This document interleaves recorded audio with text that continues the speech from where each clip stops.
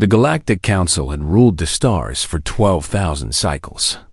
In all that time, they had seen many species rise and fall.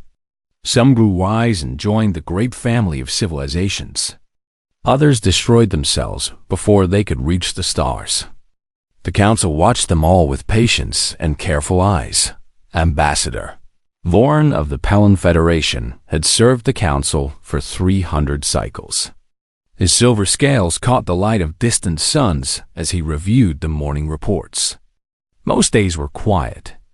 Trade agreements, border disputes, the usual business of keeping peace among 847 different species. But today, something different sat in his data files. Primitive radio signals, his assistant Krell reported, coming from a small planet in an uncharted system. Carbon-based life, early space technology. Voran made a dismissive sound with his throat flaps. Another young species learning to crawl. Add them to the watch list. We will contact them in a few centuries when they mature. But the young species did not wait a few centuries. 6 months later, a ship appeared at the edge of council space. It was small and crude by galactic standards. The metal was thick and heavy. The design was simple, but it moved through fold space with surprising skill for such newcomers. Captain Dahyun Park stood on the bridge of the Sejong and watched the stars blur back in the points of light. His heart beat fast, but his face stayed calm. Behind him, his crew of 40 worked at their stations with quiet focus. Fold space exit complete, reported Yuna Beek, his chief science officer. She was a small woman with sharp eyes and steady hands. We have arrived at the coordinates. The station should be directly ahead. Dahyun nodded and looked through the viewing window. There it was. Threshold Station. A massive structure of glass and metal floating in the darkness between stars. Hundreds of ships moved around it like fish around a reef. Ships of every shape and size. Ships built by species humanity had never seen. It is beautiful, whispered Jinho Kwan, the communications officer. He was young, barely 30, and his eyes were wide with wonder. Stay focused, Dohyun said, though he felt the same wonder in his chest. We are making history today. Let us make it well. The Sejong moved slowly toward the station. Within minutes, signals came flooding in. Voices in languages no human had ever heard. The translation software worked hard to keep up. Unknown vessel, identify yourself and state your purpose. Jinho looked at his captain. Dohyun gave him a small nod. This is Captain Dahyun Park of the Earth vessel Sejong. We come in peace from the planet Earth in the Sol system. We seek contact with the Galactic Council. Silence followed. Then more voices, overlapping and confused. Dohyun caught fragments through the translation. Earth, no record found. Sol system? Unknown designation. Carbon-based bipeds. Oxygen breathers. Finally, a clear voice cut through the noise. Earth vessel Sejong, you are cleared to dock at Port 7.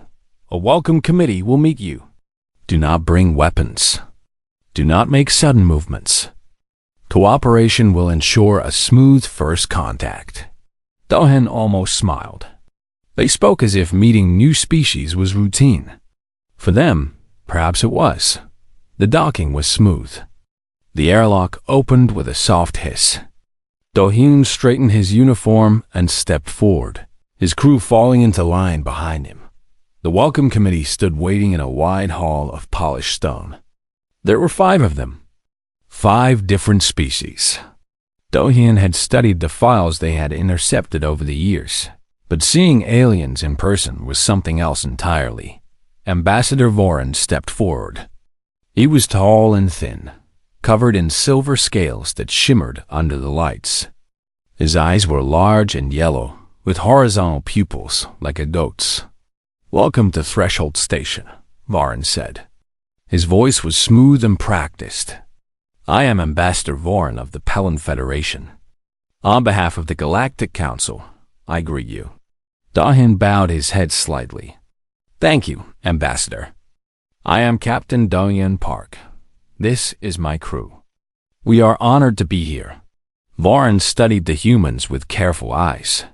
They were strange creatures. Soft-skinned without scales or shells. Small eyes facing forward like predators. They stood on two legs and moved with an easy balance that seemed almost careless. But what struck Varun most was their manner. They did not tremble. They did not bow low or speak with fear. They smiled. They looked around with open curiosity, pointing at things and whispering to each other like children at a market. You seem relaxed, Varun observed. Dahyun's smile widened. We have waited a long time for this moment. We are excited to meet our neighbors. Neighbors. Varun turned the word over in his mind. Such a simple, friendly word. Most new species spoke of masters and servants, of begging for protection or fearing conquest. These humans spoke as if they were moving into a new neighborhood. The tour of the station lasted several hours. The humans asked endless questions. What was that ship? How did the gravity work? What did that species eat? Could they try some of that strange fruit? Unibeak stopped at every scientific display, her eyes hungry for knowledge.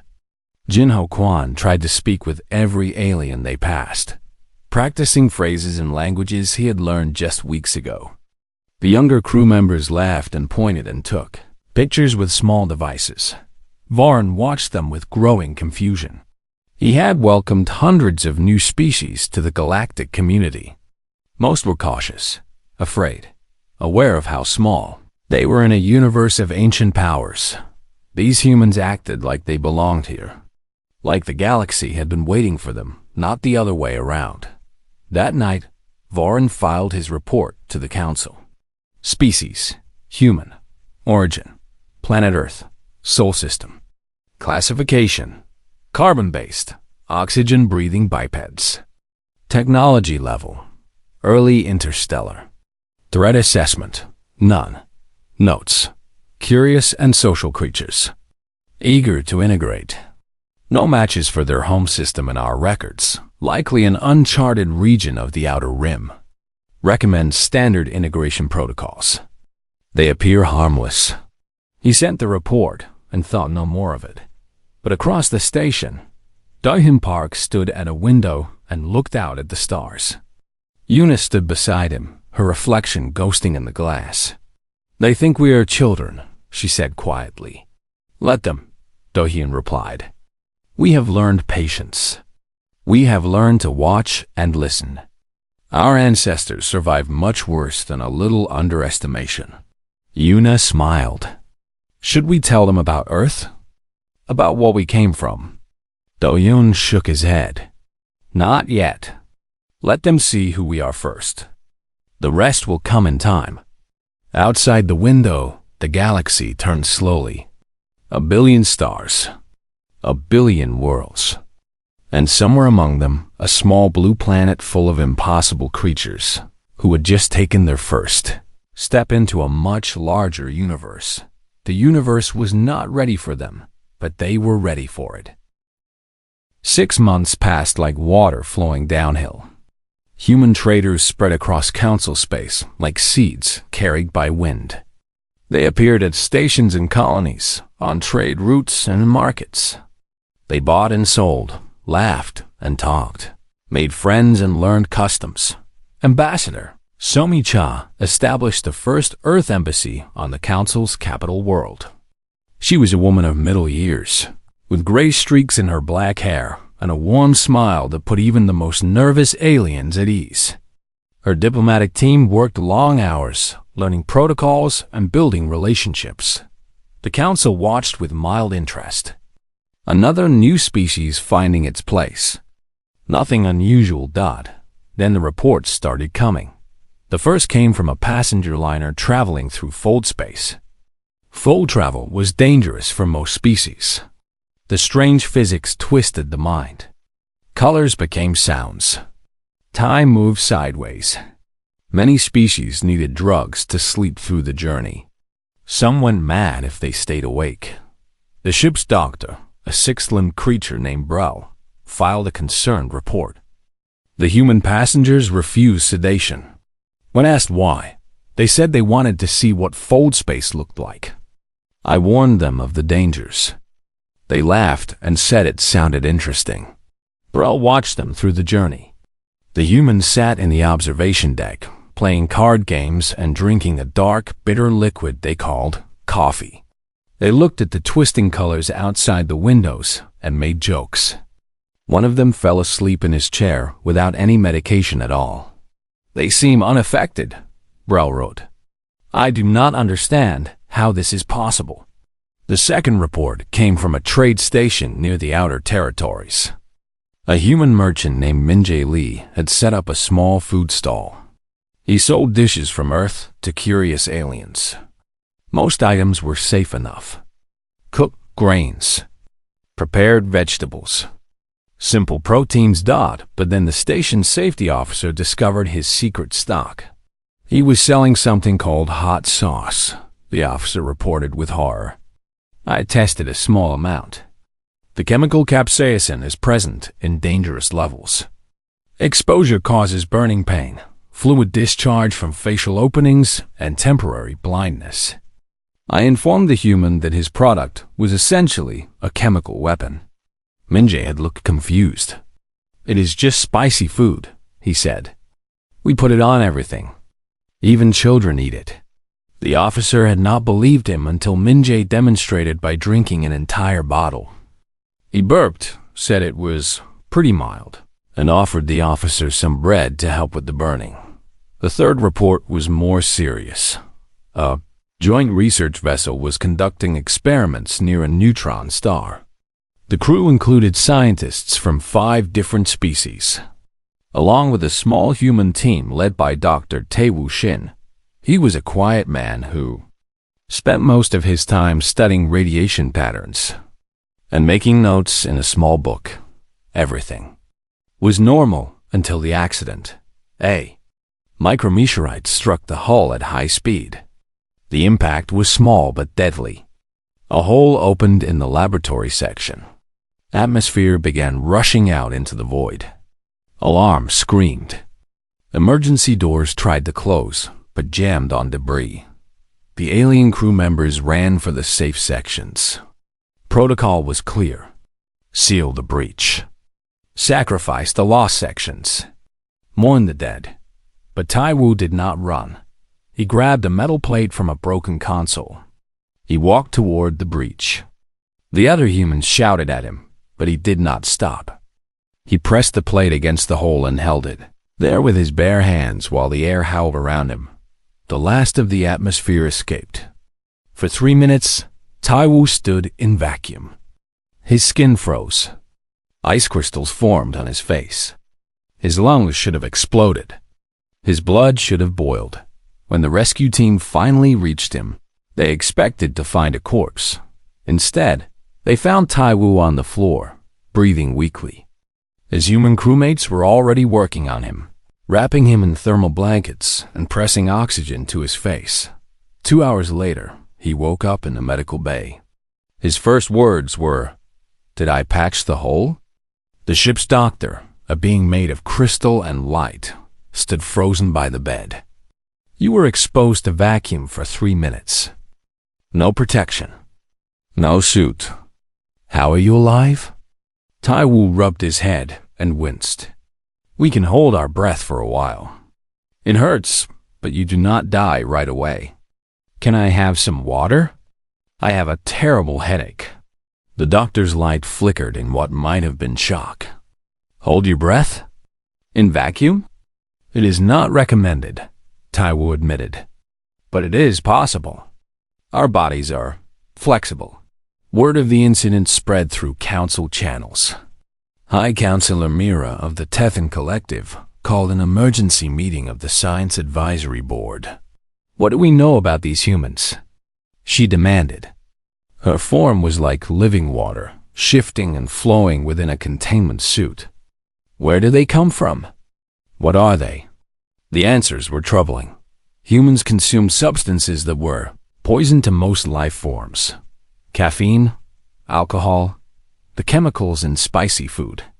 They treated these poisons as treats.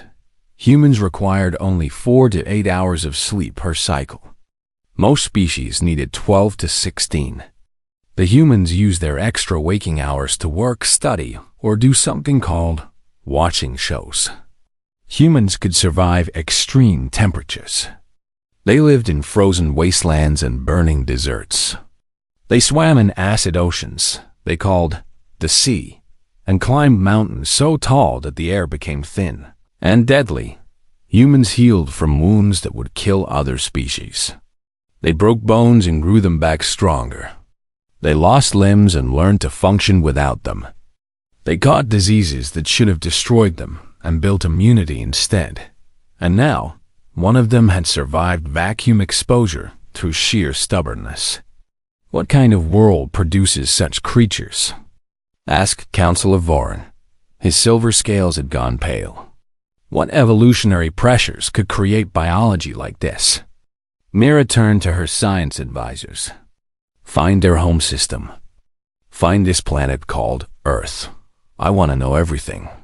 The search began that night. Thousands of databases. Millions of records.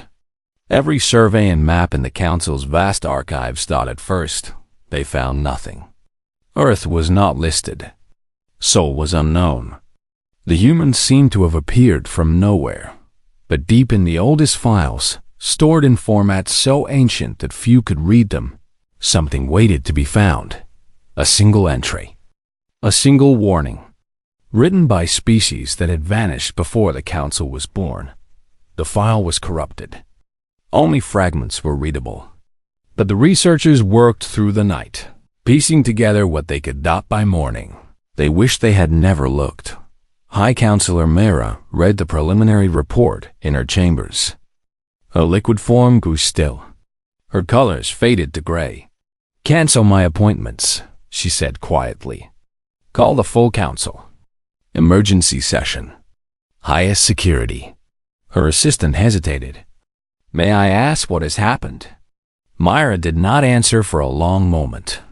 When she spoke, her voice was barely a whisper. We have made a terrible mistake. We have welcomed something into our midst without knowing what it was. Now we must decide what to do about it. What is it?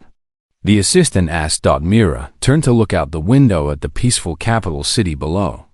Millions of beings going about their lives, trading, working, living without fear.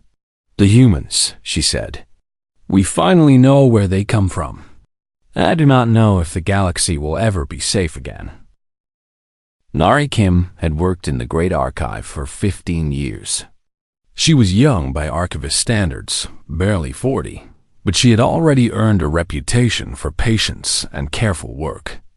The archive held the collected knowledge of thousands of civilizations. Nari loved it the way some people loved music or art. Today, she was cataloging human cultural materials. The newcomers had shared music, stories, paintings, and something called movies. Nari found them fascinating. So much emotion. So much energy. These humans seemed to feel everything deeply. Even when they were just telling stories, her work was interrupted by a message from Counselor Voren. The Council requires Earth stellar coordinates for the official registry. Please cross-reference their home system with our surveys and provide a full report. Nari thought nothing of it. A simple task. Every new species went through this process. She opened the search interface and typed in the coordinates the humans had provided for their home system. The database hummed. Lights flickered across her screen. Then the results appeared. No matches found in standard surveys. No matches found in regional maps. No matches found in colonial records. Nari frowned. That was unusual. She expanded the search to include older databases. Pre-council archives. Historical surveys. Still nothing. She sat back and thought. The humans had given exact coordinates. They knew where they came from. So why was there no record? Unless the record was somewhere else. Somewhere deeper. Nari's fingers moved across the controls. She accessed the restricted archives. The ancient files. Records so old, they predated the Council itself. Some were written by species that no longer existed. Some were written in languages that had been dead for millions of cycles. The search took hours. But Nari was patient. Finally, a single result appeared. The file was damaged. Corrupted by age. The format was so old that the modern systems struggled to read it. But enough was visible to make Nari's heart stop in her chest. System designation. SOL, primary planet. Third orbital body, ancient name. The Death World Seredly. The file contained an image. A simple symbol burned into the data like a scar. It showed a circle with a single line through it. A warning sign. A marker of danger. Beneath it, text in 100 dead languages. Nari's translation software worked slowly, pulling meaning from the ancient words. Warning, warning. System soul classified. Extinction class environment. Do not approach. Do not land. Do not make contact. All previous expeditions. 0 survivors. This system has been quarantined by order of the elder races. Nitrogen monoxide. Life should exist here. If life is found, do not engage. Flee immediately. Nari's hands were shaking. She tried to read more, but the file was too damaged. Only fragments remained. Gravity well of unusual strength. Atmosphere contains corrosive oxygen at toxic levels. Surface covered in water. A universal solvent. Extreme. Temperature variations across seasonal cycles. Native life forms display unprecedented aggression. Predators. In every ecosystem. Diseases that adapt and evolve faster than countermeasures. The dominant species shows signs of persistence hunting, pack behavior, and tool use. They survived the extinction events. They should not exist. They are the monsters that the darkness fears. Nari stood so fast her chair fell over. She did not stop to pick it up. She ran. The emergency session of the Galactic Council was called within the hour. Every senior counselor was present. Security was at maximum level.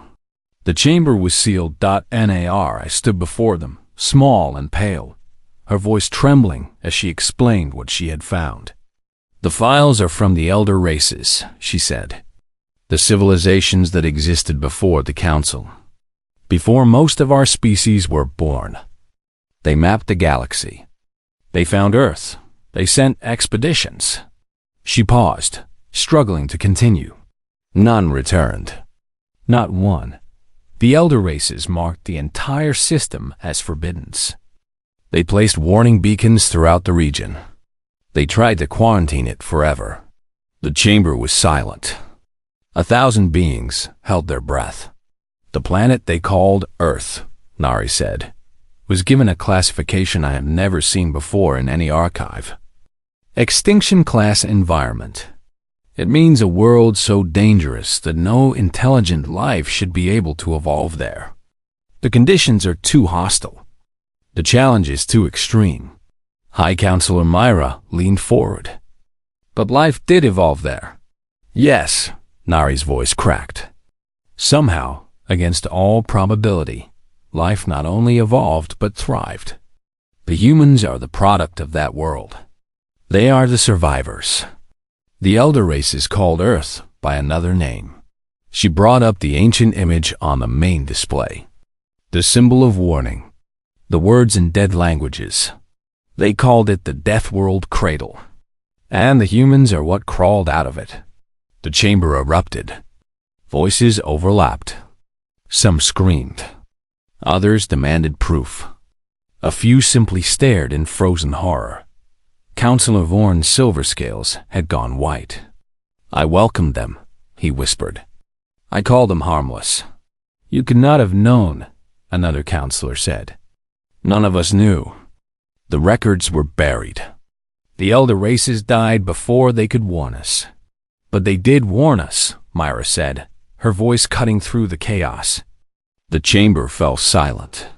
They left beacons. They left quarantine orders. They told us never to go near that system. We simply forgot. Over thousands of cycles, we forgot that there were places in the galaxy even we feared to go. She stood, her liquid form towering in her containment suit. And now the creatures from that place are here. In our stations. In our markets. Walking among us like friends. Smiling and laughing and playing games while we had no idea what they truly were. The questions came fast. Are they dangerous? Should we expel them? Can we even expel them? They survived vacuum exposure. What if they become hostile? What do they want? Mira raised a hand for silence. We do not know what they want. We do not know if they mean us harm. But we need answers. We need to understand what we are dealing with. She turned to her military advisor. Summon the human delegation. Bring their military commander. Bring their ambassador. I want to hear the truth from their own mouths. And if they refuse to cooperate? Mira was quiet for a long moment. When she spoke, her voice was heavy with fear. Then we will learn exactly why the elder races were so afraid. That night, across the capital city, the human delegation received the summons. Ambassador Somi-cha read it with calm eyes. Military Commander Hyun-woo Choi stood beside her, his face unreadable. They found the old records, Somi said. It was only a matter of time. Are you ready? Hyun-woo looked out the window at the alien city below. Towers of crystal and light. Rivers that flowed upward. Gardens of plants from 1,000 worlds. We've been ready for this moment since we left Earth, he said. The question is, are they ready for the truth? Somi smiled, but there was sadness in it. No one is ever ready for the truth about Earth, but they will hear it anyway. And then they will have to decide what kind of neighbors they want to be. She picked up her formal coat and straightened her collar. Come, let us go tell the galaxy what it means to be human. The council chamber had never been so full. Every seat was taken. Representatives from hundreds of species crowded the galleries. Guards lined the walls, armed and tense. The air itself seemed thick with fear. At the center of the floor stood two humans. Military. Commander Hyun-woo Choi was a tall man with broad shoulders and a face carved from stone. He had spent 30 years in service to his planet, fighting in wars that would have destroyed weaker species. Now he stood before the rulers of the galaxy with the same calm he had shown on 100 battlefields. Beside him, Ambassador Somi-cha seemed almost small in comparison. But her eyes were steady, and her voice, when she spoke, carried to every corner of the massive room. Hi, Counselor Myra addressed them from her elevated seat. Her liquid form churned with colors that spoke of anger and fear. You know why you have been summoned. We do, Somi replied. You know what we have discovered. We suspected you would find it eventually. Your archives are very thorough, even if your memories are short. A ripple of shock moved through the chamber. Some species found human directness unsettling. To hear it in this moment was almost unbearable. Myra pressed forward. Your planet, Earth, the system you call Sol, it appears in our oldest records. Records written by civilizations that died before most of us were born. Do you know what those records say? I imagine they say many things, Somi replied. None of them flattering. They say your world is a death trap. An extinction-class environment where no intelligent life should exist. They say the elder races sent expeditions to your system. None returned.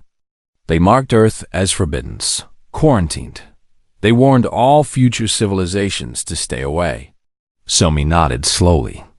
That sounds about right. The chamber erupted in murmurs. Mira silenced them with a gesture. You do not deny it? Why would we deny it? Earth is exactly what your records describe. A world of extreme conditions and constant danger. We never hid this. You simply never asked. Councillor Varin stepped forward, his silver scales pale with stress. Then explain. Help us understand. What is your world truly like? Somi glanced at Hyunwoo. He stepped forward, hands clasped behind his back, and began to speak in a voice like rolling thunder. Earth has an axial tilt of approximately 23 degrees. This creates what we call seasons.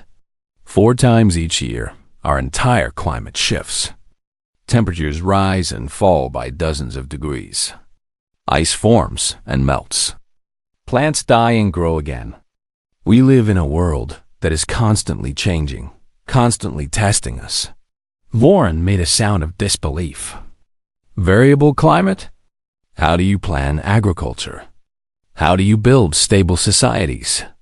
We adapt, Hyunwoo said simply. We have always adapted. He continued. 70% of our planet is covered in water. Not just any water. Salt water. A corrosive solution that will destroy most materials over time. We call them oceans. They contain creatures that can kill with a single bite, crush bones with pressure, or poison blood with a touch. We swim in them for fun. A being made of hardened minerals spoke from the gallery. You swim? In corrosive fluid filled with predators? Some of us surf, Hyunwoo added. We read the waves on thin boards. Children learn when they are young. The chamber fell into stunned silence. Somi took over. Our atmosphere contains oxygen at levels that most species would find toxic. We breathe it constantly. It is what gives us our energy, our endurance. Without it, we would be slow and weak. With it, we can run for hours without stopping. We can work through injuries that would leave other beings helpless. She paused, letting the words sink in. Our world has earthquakes. The ground itself breaks and shakes without warning. We have volcanoes that spit fire from the core of our planet. We have hurricanes, massive spinning storms that destroy everything in their path. We have floods, droughts, wildfires, and something called winter, where water falls from the sky as frozen crystals and covers everything in white. And you survive this? Myra asked, her voice barely a whisper. We more than survive, Somi replied. We build our homes in earthquake zones because the land is fertile. We farm on the slopes of volcanoes because the soil is rich. We name our hurricanes and track them with satellites. We do not flee from our world's dangers. We learn them. We master them. We make them ours. Hyunwoo spoke again. Earth has predators in every ecosystem. In the water. On the land. In the air. Our ancestors did not evolve at the top of the food chain. They climbed there. With rocks and sticks and fire and sheer determination. They hunted creatures 10 times their size. They tamed wolves, the same predators that once hunted them and made them loyal companions. Tame predators? Someone called out. We call them dogs now. They sleep in our homes. Our children play with them. The chamber buzzed with disbelief. Somi smiled, and there was something ancient in her eyes. But the most dangerous thing about Earth is not its weather or its predators or its poison atmosphere. It is the diseases. Tiny organisms, invisible to the eye, that invade our bodies and try to kill us. They mutate. They adapt. They evolve faster than any defense we can build. She spread her hands. Every human carries the genetic memory of 1,000 plagues. Our immune systems are battlefields. We have survived infections that should have wiped us out completely. Each survivor passed on stronger defenses. Generation after generation, we grew more resilient. Now, we can catch diseases that would kill any of you and shake them off in a few days. High Counselor Mira stood from her seat. Her form was trembling. "You are describing a hell world. A planet designed to kill everything on it. How did you survive? How did you become what you are?" Somi met her gaze without flinching. "We are the product of 4 billion years of evolution in the harshest environment the galaxy has ever seen. Every weakness was burned away. Every flaw was punished by death. Only the strong, the clever, the adaptable survived long enough to have children." She stepped forward, and her voice softened. "But here's what your ancient records did not tell you. What the elder races could not understand, because they watched from far away and never truly knew us." The chamber was silent. Every being leaned forward. "We did not just survive. We learned to love, to create art and music, to tell stories around fires, to hold each other when the world was cold and dark. We built families and communities and civilizations, not despite our harsh world, but because of it. We learned that survival alone was not enough. We needed each other." Humu spoke, his stone face softening for just a moment. "Earth tried to kill us every single day. And every single day, we chose to be kind anyway. To help the weak. To protect the young. To share food even when we were hungry. That is what makes us human. Not our strength. Our choice to use that strength for something more than survival." Somi looked around the chamber at the thousands of frightened faces. "You found the old warnings. You read what the elder races wrote about us. They called us monsters. Demons from a death world. Maybe they were right. By any reasonable measure, we should not exist. We are impossible creatures from an impossible world." She smiled, and it was warm and genuine. "But we are here, and we did not come to conquer or destroy. We came because we were curious, because we wanted to meet our neighbors, because we spent thousands of years looking at the stars and wondering if anyone was out there." She opened her arms. "We are the monsters under your beds, the nightmares your ancestors feared. But we have chosen to be kind. We have chosen peace. We offer friendship, trade, alliance. Not because we are weak, but because we know what strength is for." Her voice dropped to a whisper that somehow carried to every corner. "If we wanted war, you would already know. There would be no meeting, no discussion, just fire and silence. But we do not want war. We want to be part of something greater than ourselves. We want to belong." The chamber was absolutely still. High Counselor Mira stared at the two humans for a long moment. Then, slowly, she descended from her seat and approached them. She stopped just an arm's length away. "The elder races fled from your system. They left warnings and never returned. They were so afraid that they died rather than face you." Somi nodded. "And yet you stand here, offering friendship." "Yes." Myra was quiet for a long time. When she spoke again, her voice was thoughtful. "Perhaps the elder races were not wise enough to understand something. Perhaps fear made them blind to what you truly are." She extended a tendril of her liquid form, a gesture of greeting, of acceptance. "Welcome to the Galactic Council, humans of Earth. We have much to learn from each other." Somi took the offered tendril and shook it gently. "Yes," she said. "We do." The revelation changed everything. In the days that followed the council meeting, the galaxy held its breath. News spread like wildfire through trade routes and communication networks. The humans were Deathworlders, products of a planet so hostile that ancient civilizations had quarantined it and fled. Monsters made flesh who walked among them with smiles and handshakes. Some species panicked. The Vor Collective sealed their borders immediately. Their ambassador released a statement calling for humanity's exile from Council space. "We cannot allow predators to walk freely among prey," he declared. "They must be contained before they remember what they truly are." Others watched and waited. The Palin Federation, still embarrassed by Ambassador Voron's initial assessment, launched a massive intelligence operation. They tracked every human in council space. They analyzed every trade deal, every conversation, every smile, looking for signs of hidden aggression, signs of a coming storm. They found nothing. Humans continued to trade fairly, to work alongside other species without complaint, to make friends and learn languages and share their strange food and stranger music. A human doctor saved an entire colony from a plague that local medicine could not cure.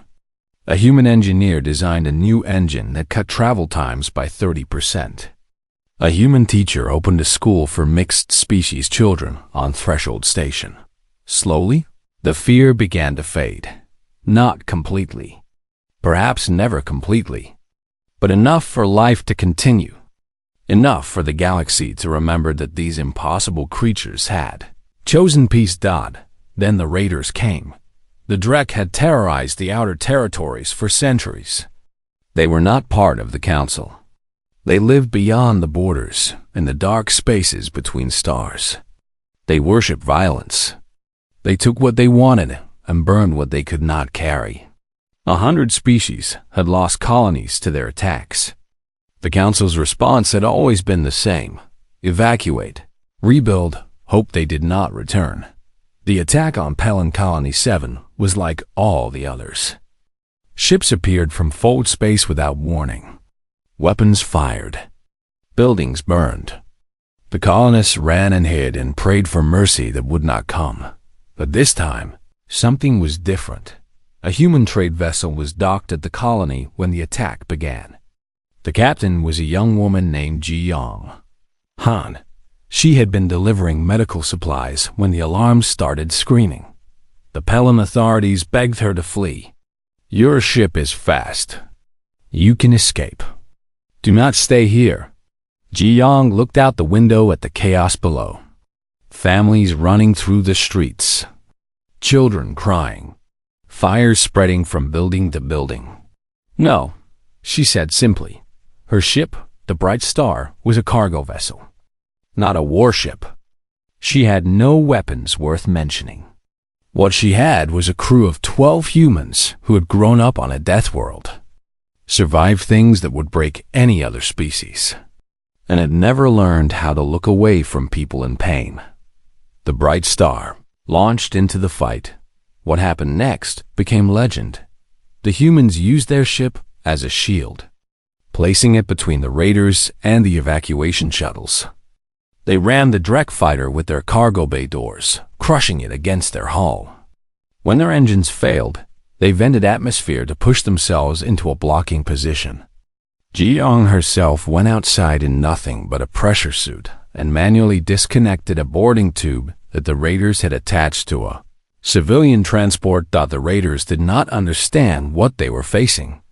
These were prey animals, soft creatures from a soft civilization. They should have fled or surrendered. Instead, the humans fought like demons. By the time the council fleet arrived, 4 hours later, the battle was over. The raider force had been crippled. Half their ships were destroyed or disabled. The rest had fled into the dark. The Bright Star floated dead in space, engines gone, hull breached in a dozen places. But its crew was alive, every single one of them. And behind them, every evacuation shuttle had made it to safety. Admiral Jiho Kang arrived with the council fleet.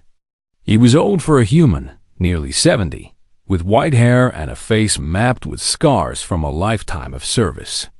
His flagship, the Guangado, was the finest warship humanity had ever built. He found Ji Yong Han floating in the wreckage of her ship, her suit nearly out of air, still holding the emergency beacon she had used to guide the evacuation shuttles to safety. "You are either very brave or very stupid," Jiho told her as medics carried her aboard his ship. Jiang smiled through cracked lips. "On Earth, we say those are the same thing." The news spread faster than light itself. Humans had stood against the Drek, not a military force. not trained soldiers. A cargo crew with no weapons and no chance, who had refused to run because there were people who needed help. The Vor Collective quietly reopened their borders. The Pelin Federation ended their surveillance program. Even the most suspicious species found it hard to fear creatures who would sacrifice themselves for strangers. 1 month later, the Council made a formal request. They asked humanity to help them deal with the Drek once and for all. Admiral Jiho Kang accepted. The human fleet gathered at the edge of Council space. 50 ships. Not many by galactic standards, but each one was crewed by Deathworlders, by impossible creatures who had evolved on a world designed to kill them, by monsters who had chosen to be kind. The battle for the Drek homeworld lasted 11 minutes. The Raiders had never faced an enemy like this. Their weapons, designed to slaughter peaceful civilians, barely scratched human hull armor. Their ships, built for terror rather than war, crumbled under focused fire. Their warriors, who had never known real opposition, broke and ran when they finally faced something that was not afraid. Jiho stood on the bridge of the Guangato and watched the last raider ships flee into the void. His face was calm. His heart was steady. Around him, his crew worked with quiet efficiency, tracking targets and coordinating with the fleet. Shall we pursue? His tactical officer asked. Jiho shook his head. No, they have learned their lesson. Let them go and spread the word. Let them tell every other raider and pirate and slaver in the galaxy what happens when you attack worlds under human protection. The officer nodded. And what lesson is that, Admiral? Jiho allowed himself a small smile. That the monsters are on their side now. The celebration on Pelin Colony 7 lasted 3 days. Humans and aliens danced together in the streets. Children who had hidden from raiders now sat on human shoulders and laughed. The fear was gone, replaced by something new. Something that felt like hope. Admiral Jiho shared drinks with a group of Pelin survivors in a rebuilt tavern. They asked him why. Why had humans come so far to help strangers? Why had they risked everything for people they had never met? Jiho thought about it for a moment. Then he spoke. On Earth, we have many sayings about war and enemies. But my favorite is the simplest one. He raised his glass. We protect our own. And now, the galaxy is our own. The Pelins did not fully understand, but they drank anyway and cheered and welcomed the strange creatures from the Death World into their homes. In the council chambers, a new monument was erected. It stood beside the ancient warning beacons that the elder races had left behind so long ago. The old symbol remained, burned into metal that would last for millennia. The Death World Cradle. The quarantine notice. The warning to stay away. But beneath it, a new inscription was added, cast in bronze and written in 1,000 languages so that every species in the galaxy could read it. Here dwell the humans. They come from a world that tried to kill them. They survived. They could have been destroyers. They chose to be protectors. They are afraid of nothing, and they have chosen to be kind. High Counselor. Mira stood before the monument at its unveiling. Ambassador Somi-cha stood beside her. Around them, thousands of beings from hundreds of species watched in silence. The galaxy trembled when we learned the truth about Earth, Myra said, her voice carrying across the plaza. We feared what we had invited into our midst. We imagined destruction and conquest and endless war. She paused and looked at Somi. Instead, we found something we never expected. Strength used for protection. Power wielded with compassion. Monsters who chose to be friends. Somi bowed her head in acknowledgement. We are still learning what it means to be part of this community, she said. We will make mistakes. We will stumble. We are not perfect, and we have never claimed to be. She looked up at the monument, at the words carved there for all time. But we will try. Every day, we will try to be worthy of the trust you have placed in us. We will stand between you and the darkness. We will hold the line when others cannot. Not because we are fearless, but because we know what fear costs. We have lived with it our entire existence. She smiled, and it was warm and genuine and human. The elder races were afraid of us. Perhaps they were right to be. We are the children of a death world. We carry its fire in our blood. She spread her hands to the crowd. But fire can warm as well as burn. It can light the way through darkness. It can forge bonds stronger than steel. She looked at Mira, at the gathered aliens, at the galaxy that had finally accepted them. We are human. We come from Earth, and for the first time in our history, we are not alone. The crowd cheered. The sound echoed across the plaza, across the city, across the stars. The galaxy had trembled when it learned Earth's true name. Now, for the first time in millennia, it slept peacefully, knowing the monsters were on their side.